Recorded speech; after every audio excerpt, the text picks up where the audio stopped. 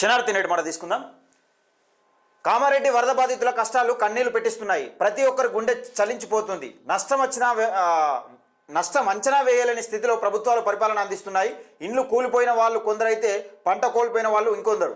కేంద్ర రాష్ట్ర ప్రభుత్వాలు తక్షణమే సహాయం ప్రకటించాలి. గతంలో పక్క రాష్ట్రానికి పరిహారం అందించిన మానవతా మూర్తులు ఇప్పుడు నిస్సాయులుగా చూస్తున్నారు. సెలబ్రిటీలు, సినీ హీరోలు మానవతా దృక్పథంతో స్పందించి తోచిన సహాయాన్ని ప్రకటించాలి. ప్రకృతి వికృతిని రూపదాల్చి ఎన్నడూ చూడని విపత్తును క్లౌడ్ బరెస్ట్తో తెలంగాణ వరదలలో లోతట్టు ప్రాంతాలు జలమయంతో మునిగిపోయి కనిపిస్తున్నాయి. సర్వస్వం కోల్పోయిన కుటుంబాలు మానవత్వాన్ని చాటుకునే మనసులు సాయం కోసం బిక్కుబిక్కుమంటూ దిక్కులు చూస్తున్నారు.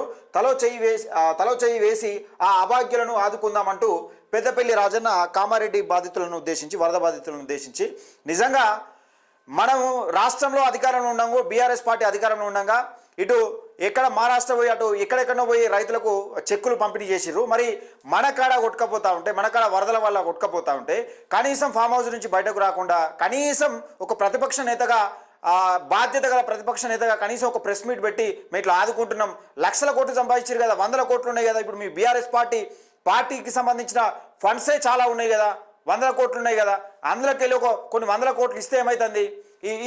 ఈ ప్రజల కోసం నిస్సాయులుగా, అంటే అసలు కూడుగుడ్డ ఒక బట్ట ఒంటి మీద బట్టలతో మాత్రమే బయటకు వెళ్ళి ప్రాణాలు కాపాడుకున్న వైన మనం చూసినాం.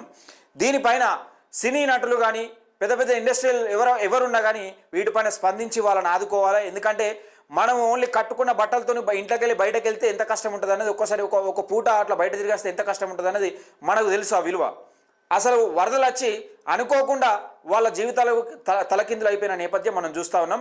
వరద బాధితులను ఆదుకోవాలంటూ పెద్దపల్లి రాజన్న నేటి మాట.